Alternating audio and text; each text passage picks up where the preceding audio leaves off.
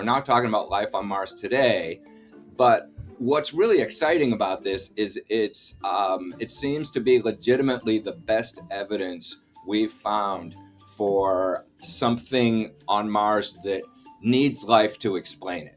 So there's this rock called Chayava Falls. When you look at it, it's got these weird spots that they call leopard spots, because that's kind of what it looks like. And then they said, hey, that's weird. Let's go up closer and with our analytical instruments, see what those spots are made out of. And they turn out to be these iron minerals, things called Vivianite and Regite that you find on Earth. And where you find them on Earth, they're usually associated with microbes doing things to organic matter.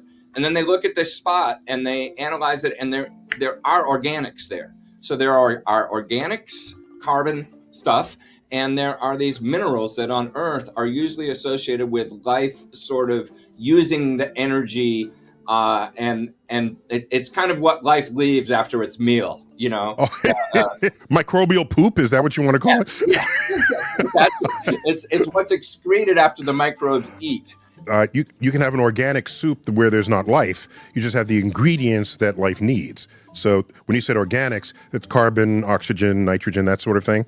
Yeah. So the organics themselves don't tell you that there's life, but they get your attention. You go, okay, so that's interesting. But then the organics in conjunction with these possible biogenic minerals make you go, And so presumably the fact that it's all in one place together indicates that the life was doing its thing in that one place. Exactly. It's if they weren't caused by life, there's a couple other hypotheses for what could have caused them. It can be done if there's high temperature reactions. So that was one idea. But then you look at other aspects of this rock, and the chemistry seems to be telling you this was laid down in a low temperature environment.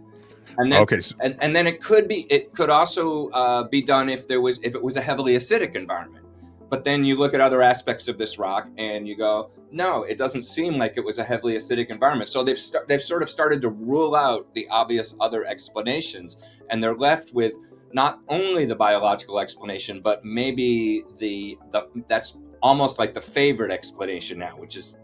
But then, of course, one thing we've learned from both our orbital and surface explorations of Mars is that Mars is a diverse planet with a lot of different kinds of locations. And so, you know, this is a particular location with these are sedimentary rocks in a place that had liquid water. So these things are not all over the place on Mars, but you got to remember, most of Mars we haven't explored. And the landing site for the rover, as was surely true with other rovers, was very carefully selected.